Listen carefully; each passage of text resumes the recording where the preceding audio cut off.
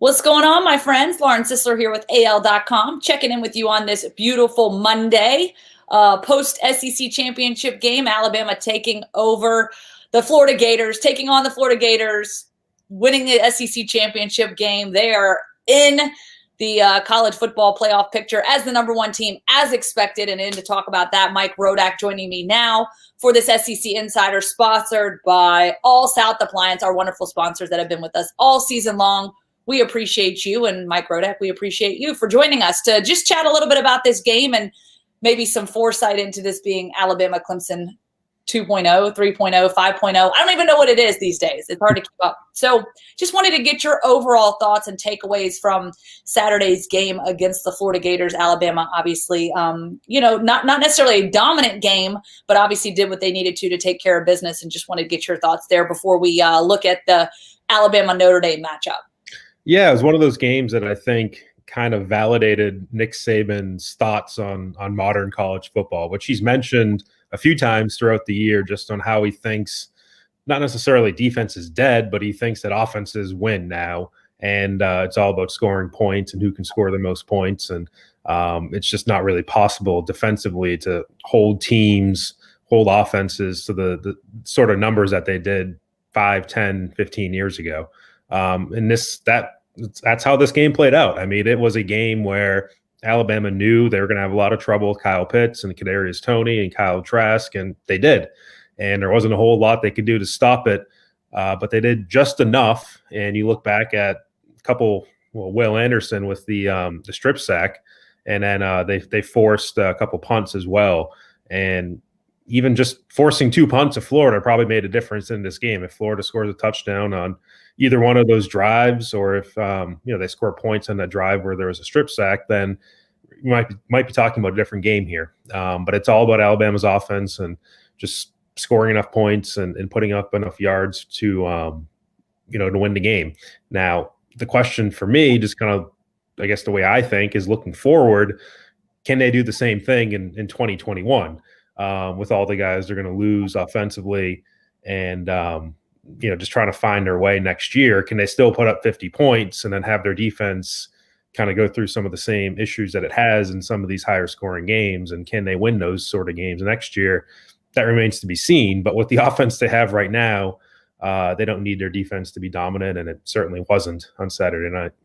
Yeah, no doubt. And so, of course, when you look at sort of the landscape of things, heading into this postseason, we knew that Alabama was likely going to get, as long as they won the SEC championship game, they were going to be the top team. Obviously, Clemson at number 2, Ohio State at number 3, and then Notre Dame at number 4. So when you look at that matchup, first and foremost, it's worth noting Alabama has chosen to play in Arlington for what would have been the Rose Bowl out in California, now in Arlington. And I think some of that had to do with the fact that they could bring more fans in this stadium. I guess there'll only be about 3,000 in New Orleans at the Sugar Bowl, whereas in Arlington, they'll be able to bring in about 15 or 16,000. So, we all know Alabama certainly travels in droves and will be a positive thing for them. Just wanted to get your thoughts on this matchup just kind of early on. Right now, the point spread, obviously much in favor of Alabama. I think right now, did we say it was a 20 point spread at this point, were the early predictions that I had seen. I wanted to make sure I had that right. Is that correct, Rodak? That's correct. Yeah, I think it started at 17, and okay. More money has come in on Alabama. People thinking that 17 is not enough. So I think Michael Casagrande did the research on that, where that's the largest point spread in playoff history. Wow. In the game. So I think that speaks to just the way Notre Dame played last week. When you talk about Clemson having Trevor Lawrence, and you have a Clemson offense that's back to normal, so to speak, and Notre Dame just couldn't really handle that. So I think people are extrapolating and saying Alabama's offense is probably going to have its own way, probably to a greater extent than Clemson did. And, we all know what happened 7 years ago in that game. And, that's, I think, the biggest thing that is probably going to be talked about, these next 13 days, whatever it is before this game, that, that 2012 game, Notre Dame's pretty confident that they were a different team back then. And Brian Kelly was on ESPN yesterday, and he had a press conference with us, and he kept saying that they think that they're more prepared than they were back then. And he really pointed towards their their offensive and defensive lines and just being more physical than they were in a game back then where Alabama just dominated the line of scrimmage. And I think even Brian Kelly used the word manhandled, but he was pretty confident talking yesterday. Kelly was that his team was not what it looked like against Clemson in the ACC title game. And I think the way he described it is that they're capable of beating anybody in the country. So, it's definitely confidence from Brian Kelly. I don't know if I'd call it cockiness, or even what, Dan Mullen said last week that Florida would win that game and make the playoff. So I don't know if it's really going to cause too much of a stir within Alabama's locker room, but it is interesting to see Brian Kelly, essentially saying that what happened 7 years ago won't happen again. Just because I'm not sure that that's true. I think Alabama could certainly win this game and win this game pretty big. And I guess that gets into our next topic, which is Alabama and Clemson, and can that be avoided? But it's a question too, where I just think that Clemson needs to beat Ohio State too, and let's not totally discount that game. I think Alabama's going to have a lot easier time beating Notre Dame than Clemson will Ohio State.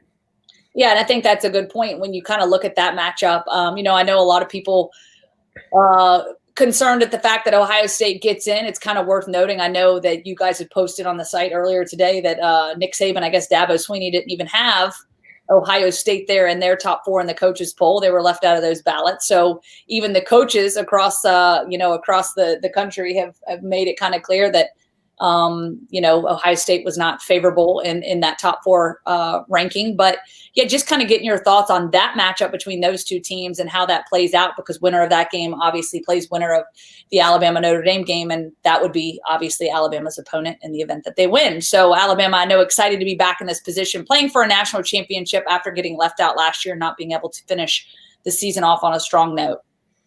Yeah, I mean, Saban had Ohio State at 5 on his ballot, and Dabo had them at 11, which might have been a little bit extreme, I think. I don't know if 10 teams in the country are better than Ohio State.